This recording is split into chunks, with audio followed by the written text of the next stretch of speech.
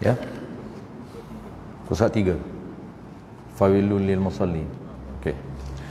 Bismillahirrahmanirrahim. Alhamdulillahilladzi arsala rasulahu bil huda wa dinil haqq liyuzhirahu 'ala ad-din kullih walau karihal kafirun. Asyhadu an la ilaha illallah wahdahu la syarika lah. Asyhadu anna Muhammadan 'abduhu wa rasuluh. Salawatullahi wa salamuhu ala hadzal nabiyil karim wa imamil muttaqin wa qaidid du'atil mujahidin wa ala alihi wa ashabihi ajma'in. Allahumma 'allimna ma jahilna wanfa'na bima 'allamtana waj'alna minal mukhlisin. Sallallahu ala sayyidina Muhammad wa ala alihi wa baraka wasallam. Alhamdulillahi rabbil alamin, amma ba'd.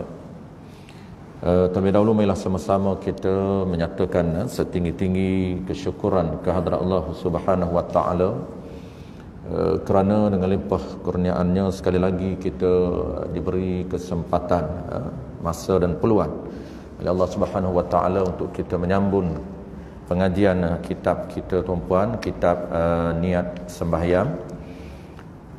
Sambungan masih lagi dalam tajuk yang pertama, iaitu kaifiyah ataupun tata cara berkaitan dengan sembahyang. Dan tajuk ni dia nak cerita kepada kita satu makna secara umum. Apabila disebut tata cara ataupun tata kelola berkaitan dengan solat, kita nak kena terbayang dalam minda kita beberapa tajuk asas. Kita dah bincang bulan lepas. Apabila kita sebut tata cara solat, dia merujuk kepada syarat ataupun terma dan syarat sebelum solat. Yang keduanya ialah yang keduanya ialah terma dan syarat setiap rukun dalam solat. 2. Dan yang ketiganya ialah dia melibatkan perkara yang membatalkan solat. 3. Cuma yang keempat tu tambahan, iaitu peraturan sunat di dalam sembahyang. Itu bonus. Selagi banyak kita mendirikan ataupun melakukan perkara sunat, lagi banyak tambahan bonus pahala yang kita dapat. Tetapi asas yang kita kena fokus, tata cara solat merujuk kepada 3 topik asas, iaitu terma dan syarat sebelum takbir Allahu Akbar. Ada 9 benda yang kita nak kena jaga, dan dalam solat pula ada 2 benda ataupun 3 campur dengan sunat, iaitu terma dan syarat setiap rukun. Setiap satu persatu rukun kita nak kena fokus cara pelaksanaan. Itu semuanya kita akan bincang dalam kitab kita ini. Dan yang ketiganya ialah kita kena ambil cakna berkaitan dengan perkara yang boleh membatalkan ataupun boleh membinasakan ibadat kita. Dipanggil perkara yang batal solat. Last sekali, perkara ataupun peraturan sunat di dalam solat. Baik, itu kita dah bincang sebelum daripada ini. Baik, terakhir pada malam ini tajuk yang sama. Muka surat 3 di atas sekali ayat Quran, fawailul lil musallin, itu sambungan. Dalil yang pertama berkaitan dengan tata cara, iaitu wa aqimus salah. Allah merujuk perintah, ayat ini merujuk kepada perintah Allah Subhanahu wa taala, iaitu hendaklah kamu mendirikan ibadat yang bernama salat. Apa yang kita nak kena diri? Ibadat yang bernama salat meliputi 3 peraturan basic tadi. Meliputi syarat terma dan syarat sebelum, di dalam solatnya adalah 2. Itu maksud Allah Ta'ala memerintah kita supaya mendirikan ibadat yang nama salat. Yang kita sebut bulan lepas tuan berkaitan dengan protokol. Inilah dia protokol solat di dalam solat dan juga di luar solat yang perlu kita jaga. Yang kedua, hadis yang kedua, sambung malam ni yang ketiga. Yang ketiga ayat Quran. Yang kedua hadis, fal musalluna katsiru wal muqimuna qalilu. Ini dalil bahawasanya beza di antara orang yang mendirikan solat dengan orang yang melakukan perbuatan solat. Dia beza. Musallu, orang yang melakukan solat, Nabi kata ramai, majority, kasirun. Tetapi wal muqimuna qalilun, tapi yang minoritinya ialah orang yang mendirikan solat. Yani orang yang mengambil kira di dalam pelaksanaan ataupun dalam protokol menghadap Allah ini, dia ambil kira dari sudut tata cara dan tata kelola, itu minoriti. Ini Nabi sebut. Dalil yang ketiga, firmanullah subhanahu wa ta'ala,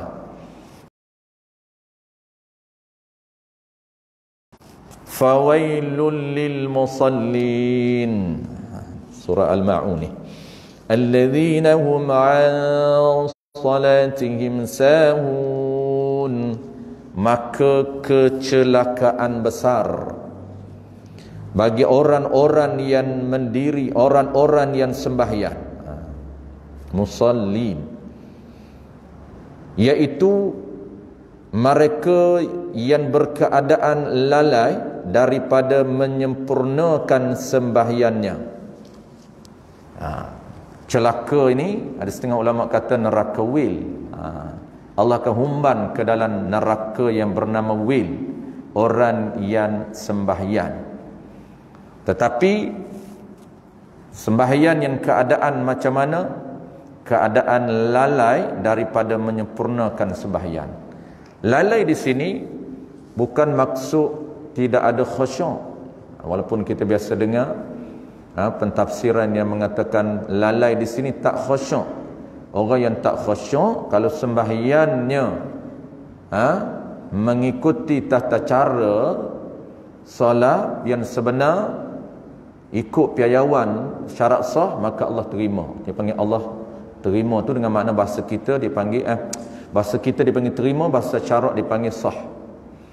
Jadi Allah terima dengan makna sah ibadat kita. Tetapi tidak ada pahala. Tidak ada pahala. Kenapa? Kerana tak khusyuk. Ini bukan isu soal pahala, tapi soal diri sembahyangnya tak lengkap, tak sempurna, tak dinamakan sembahyang.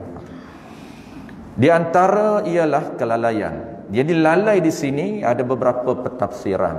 Jadi musannif pengarang kita mengemukakan satu makna lalai yang ada hubung kait dengan perbincangan dalam kitab kita. Ada makna lalai, tuan-puan, dengan maksud dia meletakkan sembahyang di luar daripada waktu dengan sengaja. Dengan maksud dia meninggalkan solat sehingga dia solat di luar waktu dengan sengaja, tu haram. Walaupun wajib qada, tetapi tetap haram hukum dia. Itu dengan makna lalai. Dan lalai yang kedua, maksud lalai yang keduanya ialah orang yang tidak menyempurnakan peraturan asas di dalam solat. Itu makna lalai yang dikenaki dalam perbincangan kitab kita ini.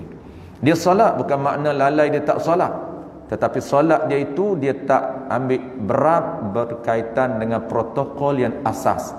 Bukan protokol sunat, protokol yang wajib.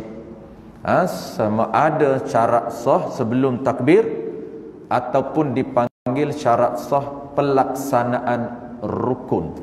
Cara implementasi dari sudut satu persatu rukun dia tak ambil cakna, maka itu dinamakan orang lalai, sehingga sembahyang dia tidak di-approve oleh Allah Ta'ala, sembahyang dia di-reject. Maksud reject ini dalam bahasa akademik fiqahnya dipanggil sembahyang yang tidak sah. Tu. Di antaranya ialah kelalaian tentang niat sembahyang yang sebenar. Ini salah satu daripada maksud lalai di dalam salat. Salah satu daripada lalai berkaitan dengan tata cara ialah dia tak ambil tahu tentang cara nak niat dalam solat. Ini hubung kait dengan tajuk ataupun dipanggil nama kitab kita. Kerana kedudukan niat sembahyang tidak begitu jelas bagi kebanyakan orang yang menunaikan sembahyang, kecuali melainkan yang jelasnya niat ni orang-orang yang belajar. Melainkan dia belajar satu persatu rukun sembahyang. Dan salah satu daripada rukun sembahyang, salah satu daripada juzuk sembahyang ialah niat. Kalau kita pandang sepitah lalu tuan-puan, nampak kitab kita ini simple, dia refer kepada niat sahaja. Sebenarnya tidak. Sebenarnya dia tidak berdasarkan kepada niat sahaja. Kalau kita tengok kitab kita niat sembahyang, seolah-olah yang kita nak bincangnya adalah berkaitan dengan niat semata-mata. Tidak. Apabila sebut niat tuan-puan, dia meliputi keseluruhan diri sembahyang.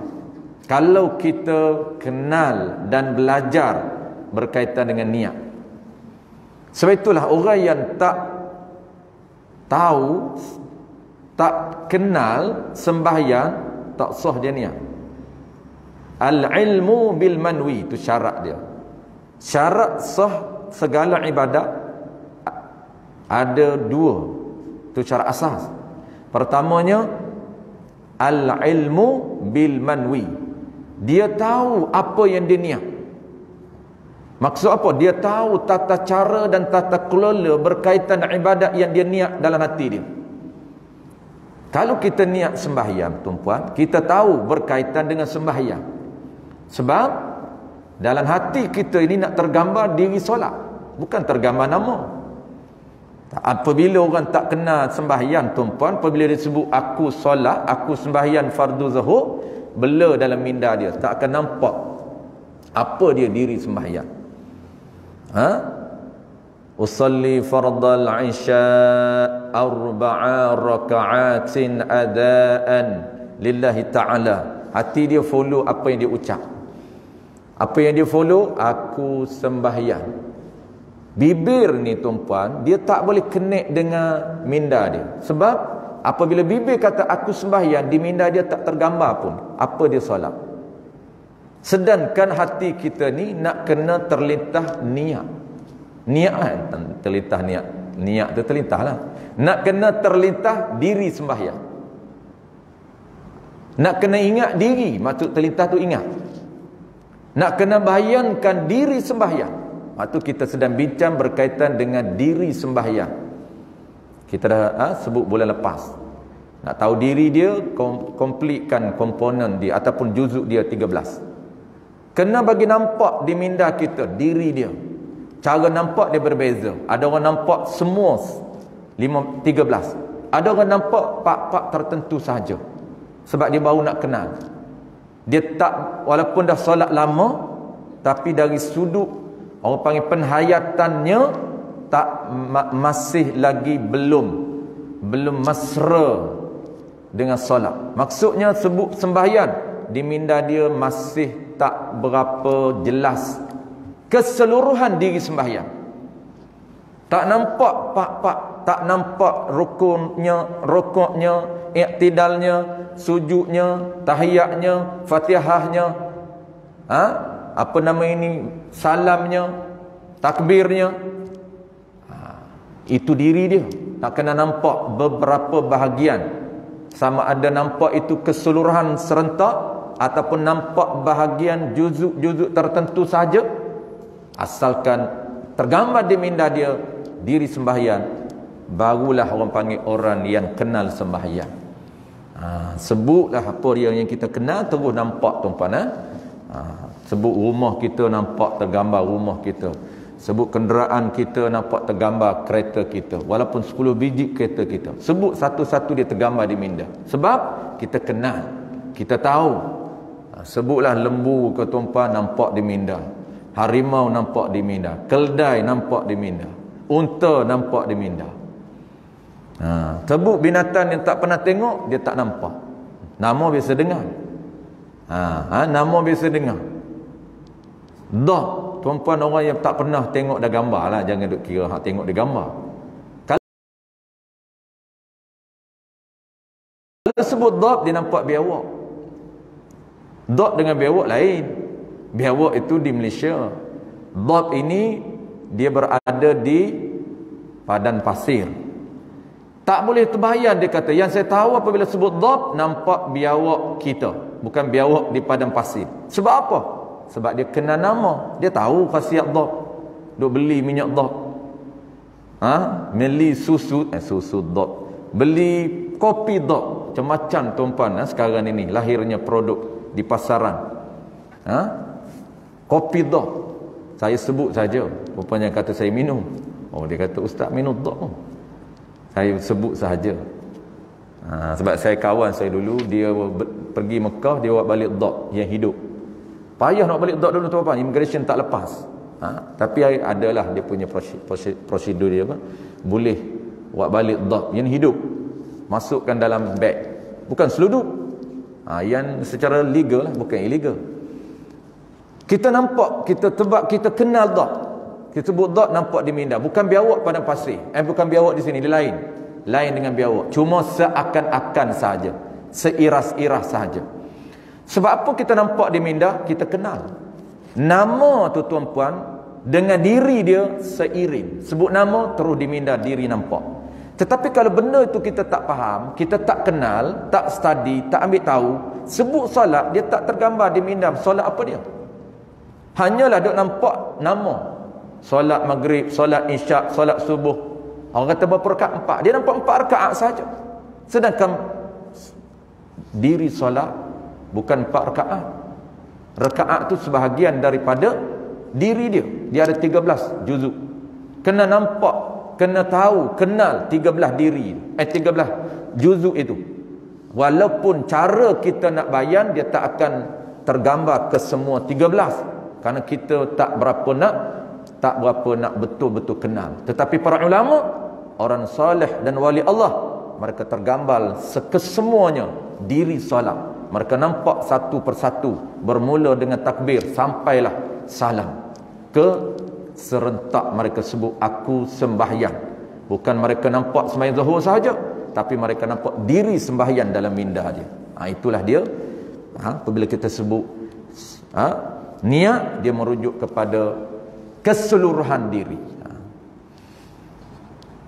Kesedaran ini, baik, dia kata antara kelalaian tentang niat sembahyang yang sebenar, niat sembahyang sebenar, bukan niat sembahyang yang kita duk faham.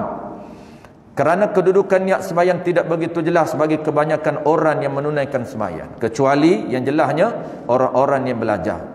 Kesedaran ini timbul semasa saya memberi kuliah di masjid-masjid. Ini penulis, bagaimana dia malah hasilkan tulisan dia ini, pengarang kita ini, Al-Fadhil Ustaz Haji Abdul Halim ni.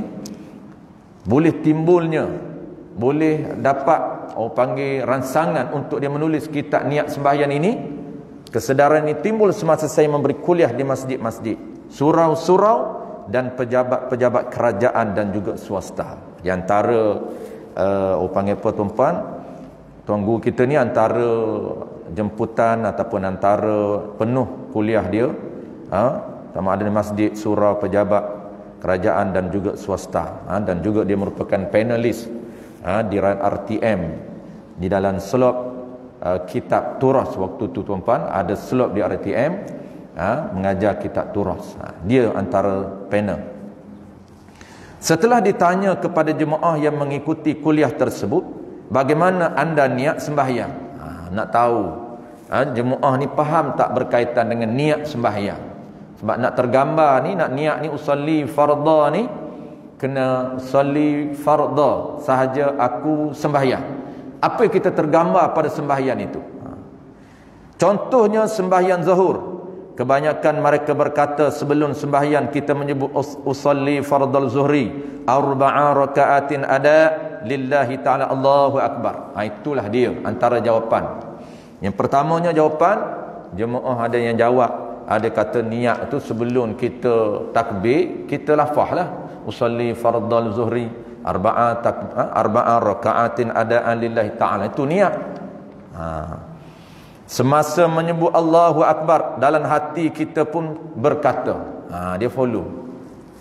Ni ada orang faham yang kata niat tu lafaz di lidah, di hati follow. Hati cakap macam mana? Aku sembahyang fardu zuhur 4 rakaat tunai kerana Allah. Ada orang cakap itulah dia niat. Walau bagaimanapun ada juga di antara mereka yang berkata bukan seperti itu. Ini pendapat kedua pula. Ada juga jemaah lain jawab. Dia kata niat ni bukan lidah cakap usalli, hati follow. Maksudnya hati turut bercakap. Turut cakap, aku solat, aku sembahyang fardu insya 4 rakaat tunai. Ada juga orang cakap itulah niat. Ada pendapat yang kedua. Jemaah lain cakap niat itu mereka yang berkata bukan seperti itu. Niat hanya dilintaskan dalam hati. Maksud lafaz niat tersebut. Niat sebenarnya lintasan dalam hati apa yang kita ucap. Usalli fardal isya 4 rakaatin adaan lillahi ta'ala. Hati tak perlu follow, tak perlu bercakap.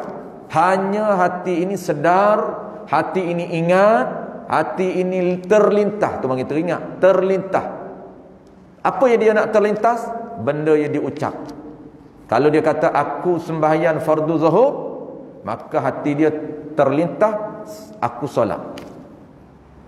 Solat apa dia? Fardu. Terlintas fardu. Lagi hati dia terlintas fardu zuhur 4 rakaat. Lintasan zub. Dia ingat ketika takbir Allahu Akbar, dia ingat apa? Aku solat. Teringat. Solat apa?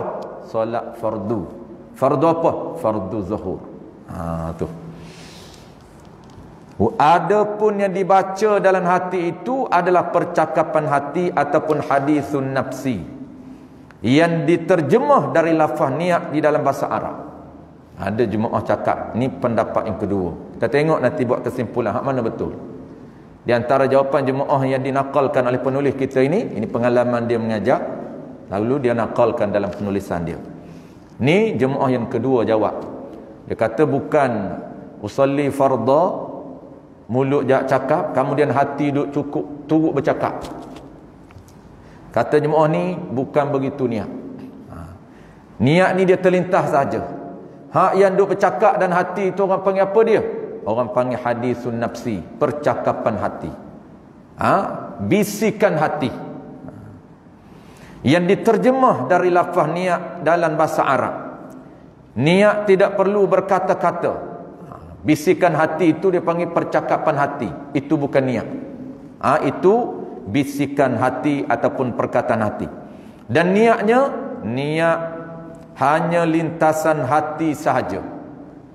Lintasan hati ataupun dia panggil sedar, terlintas, teringat. Itu dia panggil niat. Pendapat ini tidak ramai. Yang pegang macam ini tak ramai berbanding dengan pendapat yang di atas. Yang ramainya pendapat pertama. Apabila tanya niat, dia kata niat ni usalli fardal zuhri. Dalam hati pula cakap aku sembahyang fardu zuhur. Itu niat. Itu pendapat pertama yang ramai. Memandangkan inilah yang berlaku di kalangan kebanyakan orang yang sembahyang. Suasana zaman dia, maka dengan ini adalah lebih baik sama-sama kita bincangkan tentang niat kerana ia merupakan perkara penting. Ini boleh lahirnya kitab dia. Yakni yang kata penting tu apa dia? Yakni rukun ataupun syarat sah dalam segala ibadat. Sebab tu dia kata sangat penting untuk kita bincang bagi clear sebenarnya yang mana niat untuk kita amalkan di dalam solat kita. Khasnya ibadat sembahyang.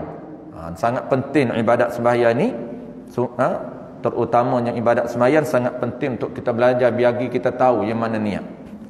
Kerana ia solat itu merupakan ibadat pertama yang akan dihisab di akhirat nanti. Inilah dia dalil yang masyhur berkaitan dengan title ataupun status ibadat solat merupakan ibadat yang paling besar amalan zahir. Paling besar ibadat, paling besar pahala kerana dia merupakan prasyarat kepada Allah Ta'ala nak hitung, nak kira segala ibadat lain.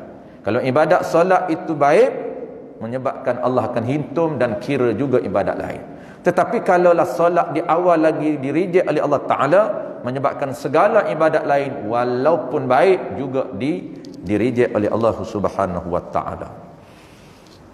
Baik, sebelum kita tutup dengan dalil, kita buat kesimpulan tuan-puan berkaitan dengan yang sebenarnya mana yang disebut niat. Di antara dua pendapat jemaah tadi, mana sebenarnya niat yang kita perlu ada ketika kita solat, akan kita bincang detail. Cuma saya nak rumuh sahaja. Detailnya kita akan bincang tajuk yang kedua, iaitu perbahasan ta'rif niat. Itu kita akan detailkan. InsyaAllah bulan depan kita akan masuk tajuk yang kedua. Jadi secara umum dulu tuan-puan, sebelum kita bincang tajuk bulan depan, niat ini dia merujuk kepada pendapat yang kedua. Jemaah bagi dua pendapat tadi yang dinakalkan oleh penulis tadi. Pendapat pertama bukan niat, pendapat kedua itu niat. Apa dia niat? Qasdun syai'in muqtarinan bil fi'li. Qasdum ini lintasan hati. Tu. Qasdum ini dia panggil apa? Qasdum ni ingat, sedar. Tu qasdun. Ketika Allah dia sedar, aku solat. Ketika Allah dia sedar, dia ingat, aku solat. Ketika Allah dia terlintas di hati dia, apa yang terlintas zup sekejap saja, aku solat. Kita akan belajar.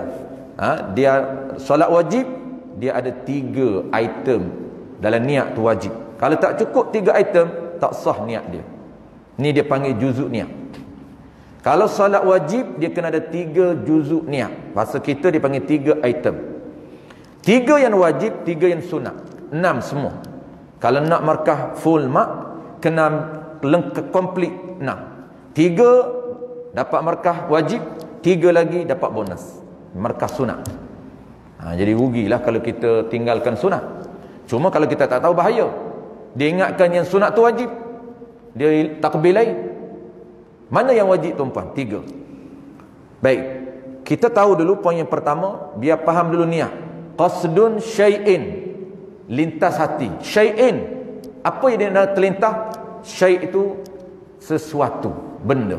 Maknanya ibadat yang dia nak buat. Terlintas ibadat dia nak buat muqtarinan bil fi'li. Ini beza dengan azam. Serta buat. Tak boleh delay. Ketika dia terlintas, dalam masa sama serentak dia sedang melakukan ibadat solat. Bukan akan, sedang melakukan ibadat solat. Tu beza dengan satu lagi dipanggil azmun, azam, cita-cita hati nak solat. Cita-cita hati dia nak bangkit solat tahajud. Adakah sekarang dia solat? Belum. Dia hanya terlintas di hati dia, aku nak solat tahajud pukul 3. Itu orang panggil apa? Itu bukan niat. Itu orang panggil azmun, azam, cita-cita hati untuk melakukan sesuatu benda. Itu dia panggil azam. Adapun niat, terlintas ataupun sedar sesuatu benda yang dia nak buat serta buat. Tu muqtarinan bil fi'li, terus buat. Maksud terus buat, serentak dia buat. Tu dia panggil ni niat. Yang kedua, azam. Azam ini lintas juga, dia sedar. Kita terlintas, terdetik di hati kita, saat lagi aku nak ke kedai. Buat tak? Belum. Tu dia panggil azam. Azam ni bahasa kita panggil plan lah. Plan ni rancan sekejap lagi nak singgah kat kedai. Rancan saat lagi ni nak pergi mengeteh. Tu dia panggil azam. Yang ketiga tuan-puan, yang ketiga dipanggil lafaz. Bagi kita ada boleh compare supaya yang mana niat, yang mana lafaz. Lafaz ni apa dia? Lafaz ini perkataan yang mengandungi suara dan juga perkataan yang betul, perkataan yang mengandungi suara ataupun yang ada suara, yang mengeluarkan suara dan juga huruf. Itu dipanggil perkataan. Apabila tuan-puan kata usalli fardal isya'i arba'a raka'atin adaan lillahi ta'ala. Itu dipanggil perkataan. Kenapa? Ada suara. Lagi suara yang mengandungi huruf. Itu dipanggil perkataan, bukan niat. Di dalam mazhab kita tuan-puan, talaffuz bin niyah, mengucapkan perkataan dengan mengungkapkan niat dengan lafaz, itu sunat. Dalam mazhab kita sunat, dalam mazhab Imam Hanafi tak sunat. Itu beza. Jadi kita tak perlu kita keliru kerana mazhab kita sunat tetapi mazhab orang lain tak sunat. Sebab tu Hanafi, pengikut Hanafi, dia tak ada usalli fardal zuhri, usalli fardal isya'i. Dia tu Allahu akbar. Kita pun banyak ikutlah sebab kita suka ikut. Ikut dengan tanpa mengetahui fakta yang jelas. Kita pun tak nak dia kata sebab apa duk main lafaz-lafaz. Bukan sunat lafaz. Itu bukan sunat mazhab orang lain. Sedangkan kita daripada wuduk tadi kita ikut mazhab Syafi'i, channel Imam Syafi'i, maka tiba-tiba nak solat nak ikut Hanafi, maka tak boleh. Kalau nak ikut Hanafi, kena ambil daripada wuduk Hanafi, tata cara pun Hanafi, perkara batal solat pun Hanafi. Dia kena completekan. Kalau Hanafi, kena Hanafi semua. Bukan kata Hanafi tak boleh. 4 mazhab boleh pilih mana-mana. Cuma kita di negara kita tuan-puan, ni Nusantara bukan negara kita saja, keseragaman dalam fiqahnya adalah mazhab Syafi'i. Cantik dah orang kita dulu. Bukan makna mazhab lain salah, tidak. Baik, saya tahu.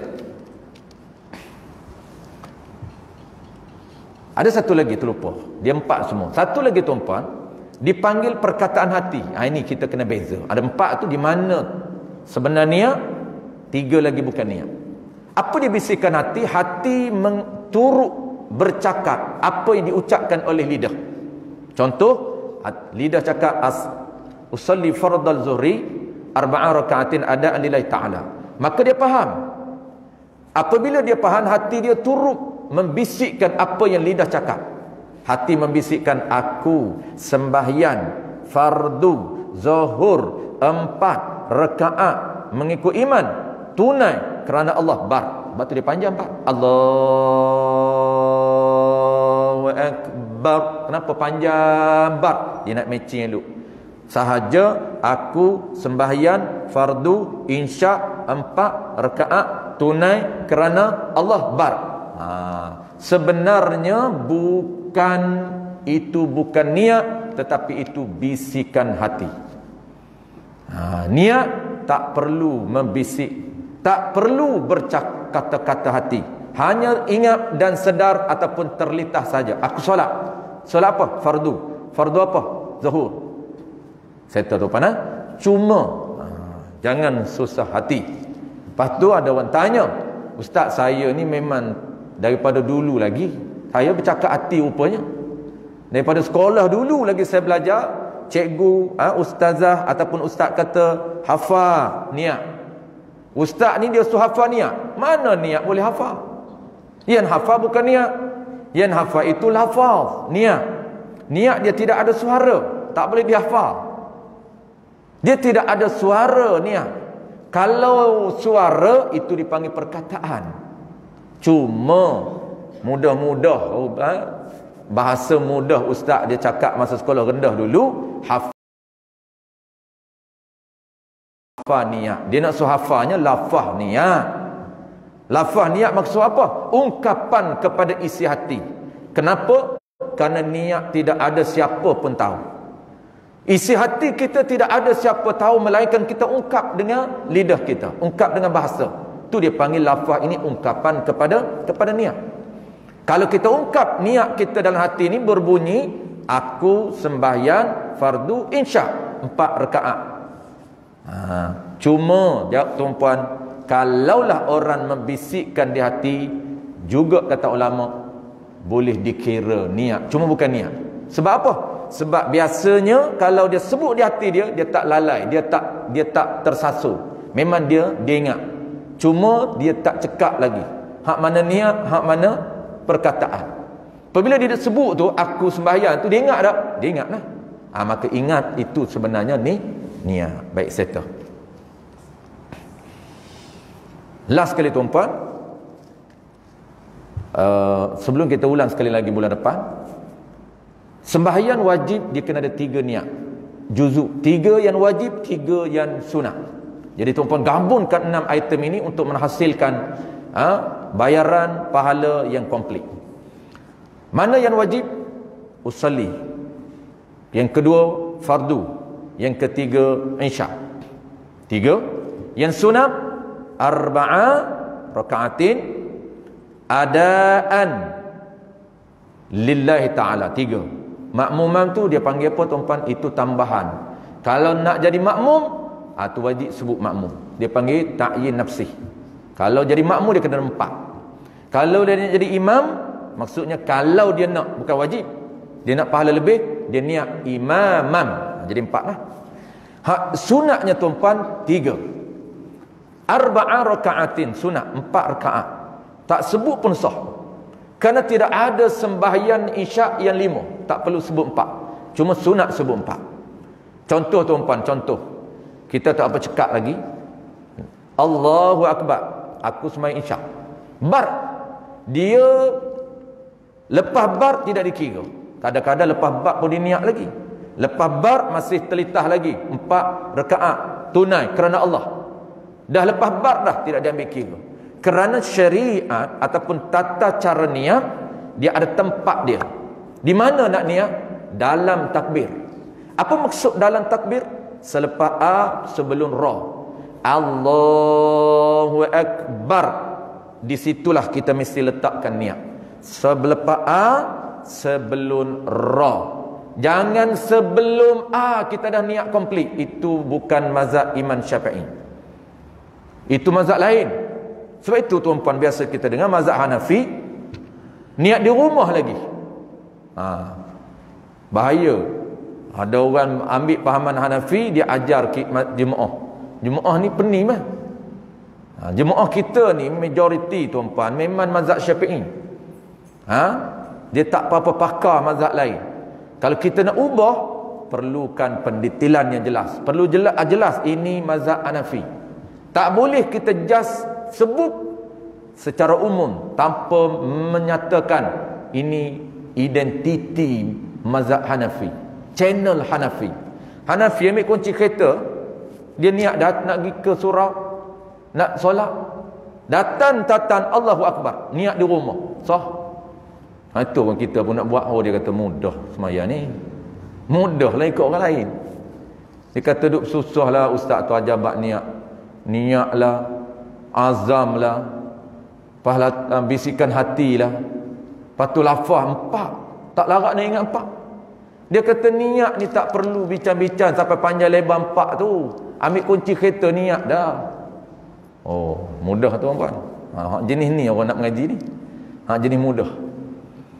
Jawab dia, itu bukan mazhab kita, itu mazhab Hanafi. Betul, tak salah dia sebut tu, yang cara mudah tu, tetapi bukan identiti kita, channel kita mazhab Syafi'i. Jangan campur adukkan. Baik. 3 tambahan sunat tuan-tuan di belakang. Arba'a raka'atin sunat adaan sunat. Adaan ni tunai. Yang ketiga last sekali, kerana Allah Ta'ala, lillahi ta'ala. Itu sunat. Sahaja aku sembahyang, 1 wajib. Sembahyang apa dia? Fardu. Sahaja aku tu dia panggil qasdun. Nanti kita akan namakan. Dia ada brand dia.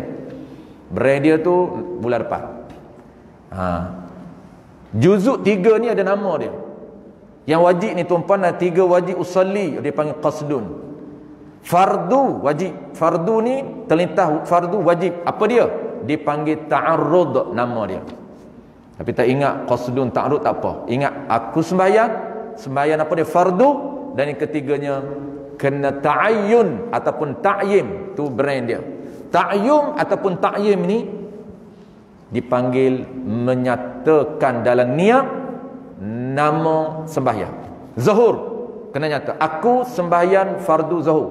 Kalau aku sembahyang zuhur tak sah, itu jadi sunat. Sunat dia hanya ada 2 item je. Tapi kalau wajib, dia mesti ada 3 wajib. 3 item wajib dalam niat. Dan tambah di belakang tuan-tuan 3. Jadi komplitkan dia. Aku sembahyang fardu zuhur ataupun fardu isya 4 rakaat tunai kerana Allah, complete 6. Malaikat kita nak jadi makmum, jadi 7 lah. Kalau makmum kena 7, kena nyatakan makmum. Baik, settle tu. Last sekali kita habiskan. Qala al-musannif rahimahullah subhanahu wa ta'ala. Mana dalil yang menyatakan sembahyang ini statusnya merupakan ibadat yang paling tinggi di kalangan syariat, di kalangan ibadat dalam agama kita. Berbanding ibadat lain, dia antara yang paling tinggi, pahalanya paling besar, merupakan prasyarat kepada Allah nak terima ibadat lain. Dalil dia.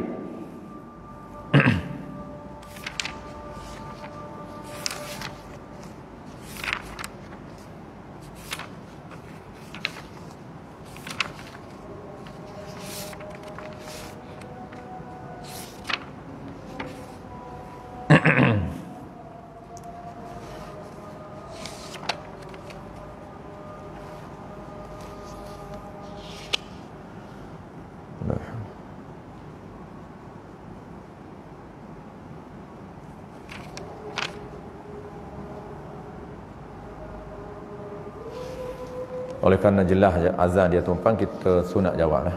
Kalau tak jelas, kita tak sunat jawab. Asyhadu anna.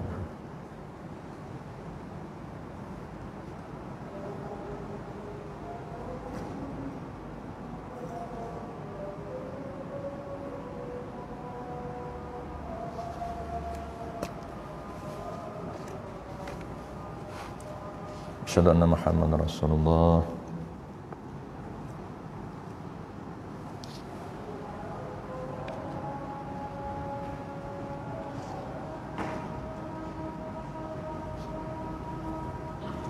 لا حول ولا قوة إلا بالله العلي العظيم.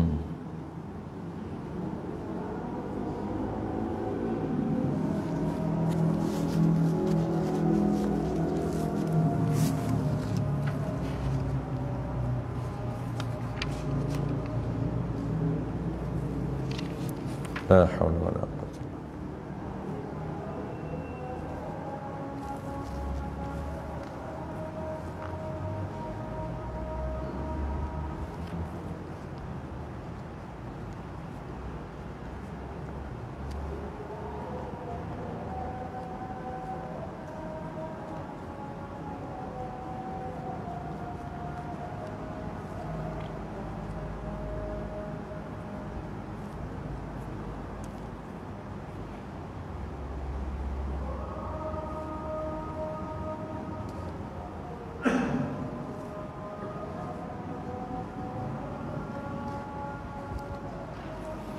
Allahu Akbar, Allahu Akbar.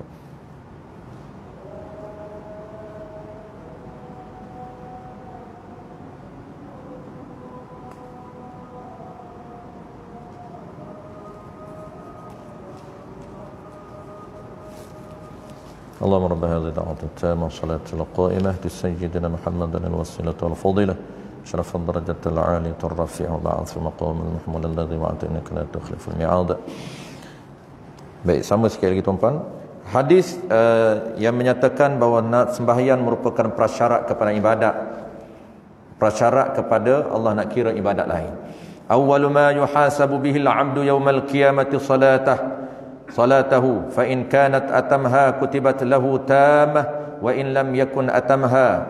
Qala Allah Ta'ala li malaikatihi unzuru hal tajiduna li'abdi min tatawwu'in fatukammilu biha faridatuhu thumma az-zakatu kadzalik thumma tu'khadhu al-a'malu ala hasabi dzalik.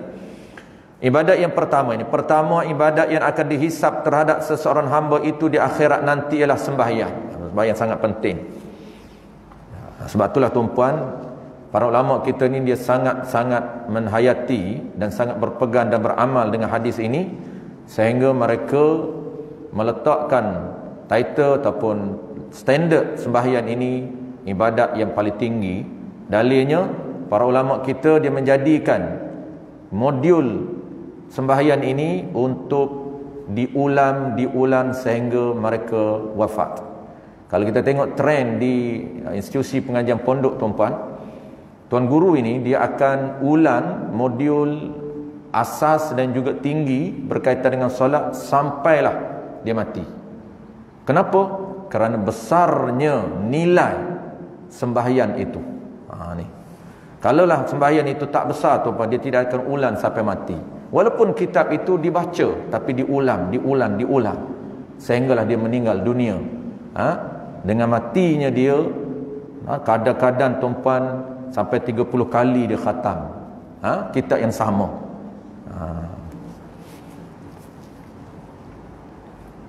Tunggu saya dia khatam kitab Sulamus Sibyan 4 jilid sampai dia lupa. Dia kata dulu dia belajar 45 tahun. Saya tanya tuan guru belajar 45 tahun berapa kali khatam Sulamus Sibyan dengan tuan guru, dengan guru dia, dengan tuan guru Jici. Dia kata saya aku lupa. Banyak sangat. 45 tahun tu tempoh dia belajar pelbagai kitab, tapi dia ulang kitab Sulamus Sibyan 4 jilid tu tuan-puan. Dia ulang, habis dia ulang, habis dia ulang. Inilah dia panggil habit tuan guru. Sampai dia lupa sebenarnya berapa kali. Maknanya puluh-puluh kali lah. Maka sekiranya baik ibadat sembahyang, baiklah segala amalan yang lain. Maksud dia bukan makna amalan lain ini baik auto baik, bukan. Maksudnya amalan lain, sedekah kita, ibadat sunat yang lain, bacaan Quran kita, sedekah kita, tolong orang, ziarah, akan Allah Ta'ala kira untuk memberikan ganjaran pahala apabila baik ibadat sembahyang kita. Menyebabkan ibadat lain berisiko untuk baik juga kalau kita jaga. Tapi kalau ibadat selain kita jaga, sedekah kita cantik, ikhlasnya beri pula banyak, ikhlas pula tinggi, tetapi solat kita dia tak jaga, itu menyebabkan sedekah tidak akan dikira oleh Allah Ta'ala. Maka sekiranya baiklah segala amalan lain, dan jika rosaklah segala amalan yang lain. Hadis ini diriwayatkan oleh Al-Imam Tabrani di dalam Awsat. Bahkan niat perkara penting dalam kebanyakan ibadat. Dalam Sahih Bukhari pada bab pertama yang membincangkan tentang wahyu yang diturunkan, maka di situ juga dibawanya hadis innamal a'malu binniyat sehingga akhir. Ini menunjukkan niat itu paling penting sekali dalam segala amal ibadat, kerana niatlah yang menentukan segala ibadat itu sah di sisi syarak atau tidak. Itu penting niat. Firmanullah Ta'ala wa ma umiru illa liya'budullaha mukhlishina lahuddin hunafa'a wa yuqimus salata wa yu'tuz zakah wa dzalika dinul qayyimah. Padahal mereka tidak diperintahkan melainkan supaya menyembah Allah dengan mengikhlaskan ibadat kepadanya, lagi tetap teguh di atas tauhid, dan supaya mereka mendirikan sembahyang serta memberi zakat, dan yang demikian itulah agama yang benar. Surah Al-Bayyinah ayat 5. Last sekali tuan-puan, doa penulis, kepada Allah sahaja kita memohon taufik dan hidayahnya ke jalan yang diredainya, dan kepadanya juga kita bertawakal. Ihdinas siratal mustaqim siratal ladzina an'amta alaihim ghairil maghdubi alaihim waladdallin. Tunjukkanlah kami jalan yang lurus, yaitu jalan orang-orang yang engkau telah kurniakan nikmat kepada mereka. Ini bukan orang-orang yang engkau telah murkai, dan bukan pula orang-orang yang sesat. Ini surah Al-Fatihah. Yang dimaksudkan dengan jalan orang yang dimurkai dan jalan orang sesat ialah jalan golongan orang yang menyimpan dari syariat Allah Subhanahu wa taala. Wallahu alam. Insyaallah tuan-puan, bulan depan kita akan bincang tajuk yang kedua, iaitu perbahasan takrif niat. Insyaallah kita akan detailkan sekali lagi apa itu niat, apa itu lafaz, apa itu hadisun nafsi, bisikan hati, dan apa dia azam. Insyaallah bulan depan kita akan rumus sekali lagi untuk lebih detail berkaitan dengan niat dan pelaksanaan kita di dalam solat. Dan dia akan relate tuan-puan dengan sembahyang. Niat apa dia? Niat sembahyang. Niat itu satu bab, dan kita nak bincang pula sembahyang secara keseluruhan, supaya apabila kita nampak kita niat sembahyang, yang nak minda kita ni nampak sembahyang. Itulah dia benda yang kita akan implement di dalam solat, panduan ini sebagai panggil panduan kitab kita ini sebagai panduan untuk membantu kita supaya lebih kualiti sembahyang kita, lebih berkualiti. Mudah-mudahan ada pahala di sisi Allah Subhanahu wa taala, bukan saja Allah terima ibadat kita tetapi ibadat yang ada pahala. Wallahu a'lam. Bismillahirrahmanirrahim. Alhamdulillahirabbil alamin. Wassalatu wassalamu ala asyrafil anbiya'i wal mursalin wa ala alihi wa ashabihi ajma'in. Allahumma faqihna fid din wa 'allimna ta'wil waj'alna minal ulama'il 'amilin waj'alna minal mukhlisin. Wa sallallahu ala sayyidina Muhammadin wa ala alihi wa baraka wa sallam. Walhamdulillahi rabbil alamin.